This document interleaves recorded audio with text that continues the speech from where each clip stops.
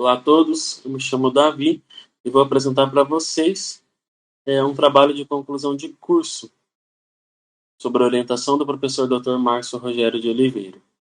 Então, o tema do nosso trabalho foi a comparação do pico de força muscular de quadríceps em adultos jovens com dinamômetro manual com e sem fixação, na angulação de 45 e 90 graus de joelho. Então, nessa imagem à esquerda, representa o dinamômetro manual. Ele é um instrumento que é muito utilizado na prática clínica pelo seu baixo custo quando comparado ao dinamômetro isocinético. É um instrumento que avalia o pico de força muscular isométrica.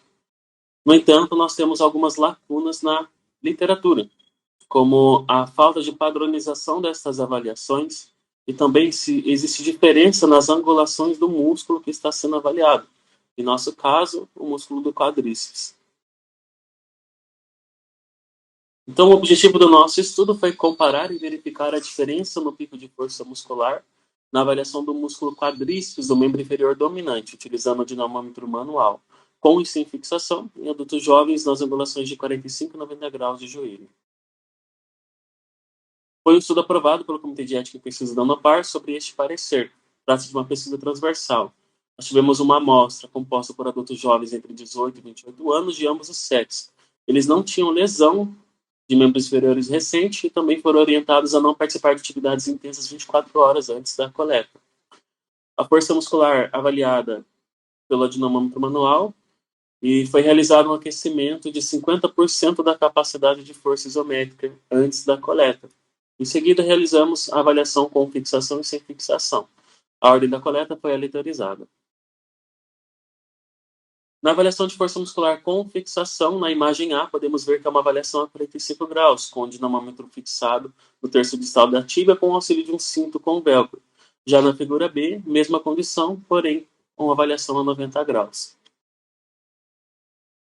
Já na avaliação da força muscular sem fixação, na figura A, podemos ver que o dinamômetro manual está posicionado no terço distal da tíbia, porém resistido pelo próprio avaliador. Já na figura B, também mesma condição, porém uma avaliação a 90 graus.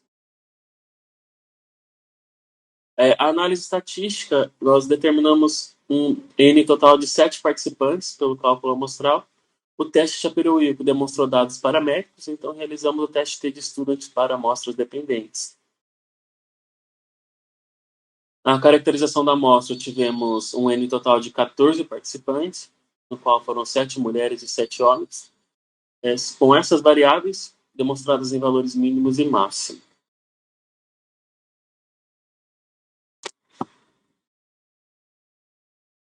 Já nessa figura 3, podemos observar que é o percentual de força muscular normalizado para 45 e 90 graus com e sem fixação. Na figura esquerda, podemos ver que a 45 graus com fixação tivemos uma média de 40 e a 45 graus sem fixação tivemos uma média um pouco mais baixa. Já a 90 graus com fixação tivemos uma média de 50 e já a 90 graus sem fixação tivemos uma média relativamente menor, próximo de 45. Já nessa figura 4, nós temos o percentual de força muscular normalizado, já realizando as comparações de 45 graus e 90 graus com e sem fixação.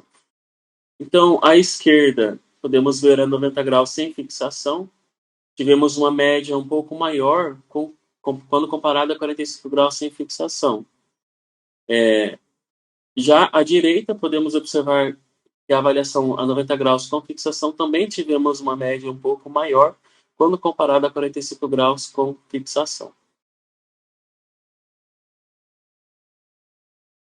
No geral, não encontramos diferenças significativas nos ângulos de 45 e 90 graus com e sem fixação. Tivemos um P maior que 0,05, como vimos na figura 1.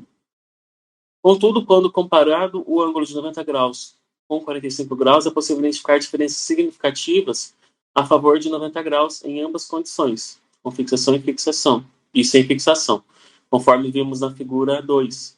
Temos um P menor que 0,022. Na comparação das forças médias avaliado com fixação, tivemos uma média de 40 kg força. Já sem fixação, tivemos uma média de 31 kg força. foi significativamente menor para sem fixação. Tivemos um P menor que 0,020. Concluímos que não existe uma diferença significativa quando comparado o pico de força muscular do quadríceps em 45 graus com e sem fixação e em 90 graus com e sem fixação. No entanto, o pico de força muscular gerado na dinamometria 90 graus de joelho é maior quando comparado com a angulação de 45 graus, tanto para o dinamômetro manual sem fixação, quanto para o com fixação.